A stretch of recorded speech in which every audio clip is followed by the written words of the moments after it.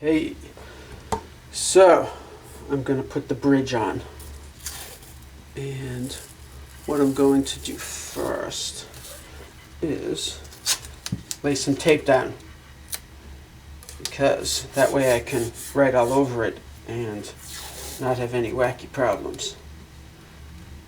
Do I need another piece? Yeah, maybe.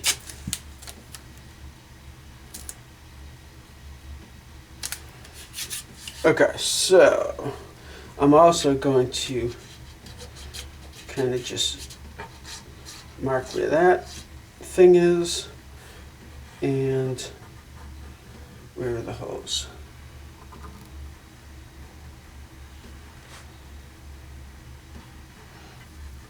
Where are the holes that were in there? There we are. Okay. So there's one there.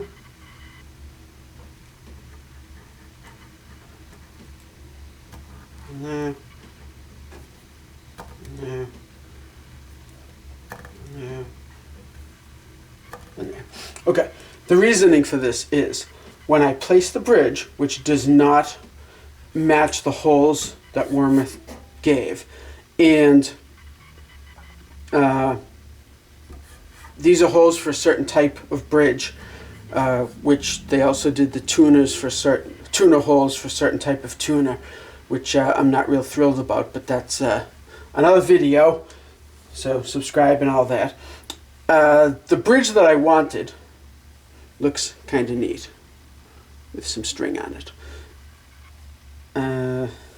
So the holes for this bridge don't match these holes, and I want to make sure that I know where these holes are so that I don't put the bridge hopefully in a position where I'm going to be drilling like a 1/16 of an inch over from one of these holes, because then what I'm really going to need to do is dowel these holes and do all of that. If I can just avoid all of that, then I'd like to. So what I'm going to do with this string is I put the string in the nut slots over here for the two outsides, of course. Yeah, I'll do that in a sec. And this is going to be more or less centered, probably like about there-ish. Okay, now I'm going to measure, and you want to have some room to compensate the saddles for intonation. I don't know where that's going to be until the strings are on and the neck is set and all of that jazz. So what I'm going to do is measure. This is a 30-inch scale. I'm going to measure 30 inches and go about a 1/4 inch more.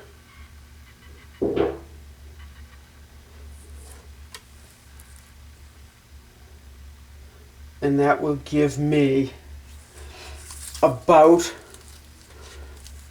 a little bit of room to compensate shorter, although I don't think I've ever known an instrument to need to compensate shorter. But it'll give me plenty to compensate longer also. So I'm just curious. I'll put a little line there. Where are the holes?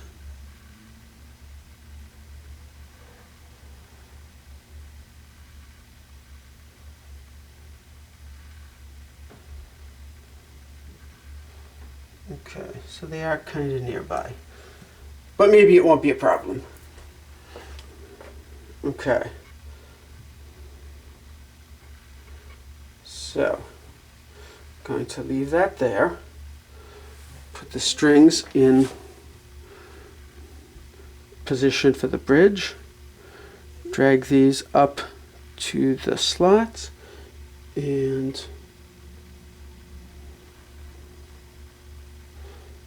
position the bridge about there.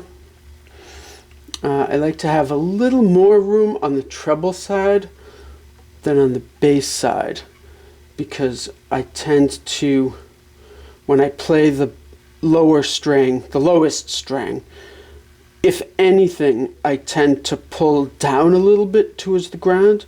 Not out of tune, but just because the way that my hand goes underneath the neck and you press down, your finger is kind of going that direction. Okay, so this seems to be about the right length and the right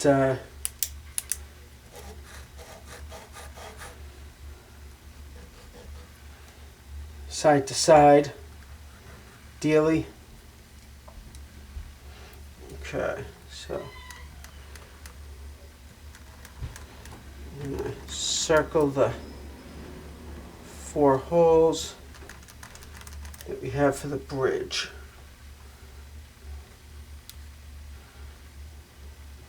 Okay, now we look. Okay, they are not close enough, and they are a little bit to the treble side from the holes that were on there. I'm wondering if that's an issue. You know what? I'm going to double check, because that's what you do.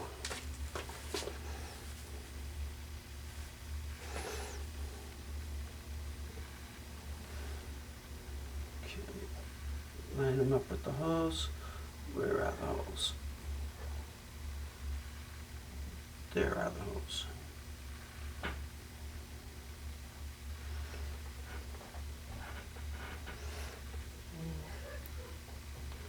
No, that seems good. I'm good with it. The worst thing that happens is it's totally out of whack, and I have to end up doweling the holes and all that. So I'm going to drill those 4 holes and put this in. I am just going to double check measurement from there to this hole is 31. From there to this hole is 31.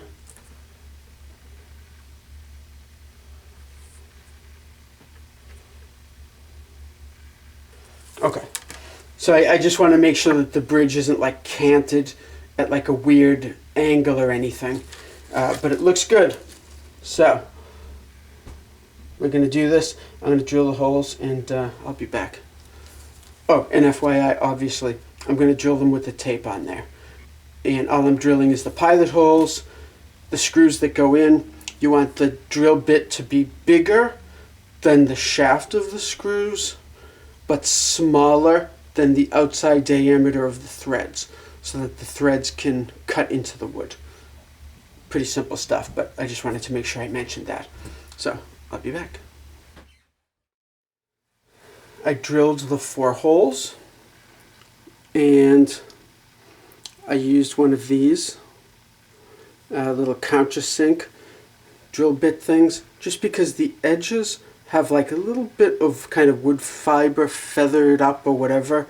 So I just stick it in the little pilot hole and go a couple times, turning it, and then dust that off and kind of flip the base upside down over a trash barrel and bang the back of it so that you get all the sawdust out of the holes. But what this helps to stop is, or helps to get rid of, the little feathered ends, so it's ever so slightly countersunk, and by doing it by hand you can really just barely touch them. Much more control, so that there's no little bits of wood fiber laying on top of the face of the base, so that when you put this down you don't end up with, not that it would make a huge difference, but the bridge doesn't end up being like kind of lopsided on one side or whatever. Again, not that that makes a difference, but I think if it has a perfectly flat, or as flat as possible, face to press down on, maybe I'm going to be getting better tone vibration between the strings, the bridge, to the body, because the strings don't touch the body at all, only the bridge. So the vibrations from the bridge go into the body. I don't know, but that's the deal. So I'm going to get a wire and attach a wire here, and then we'll be good to go.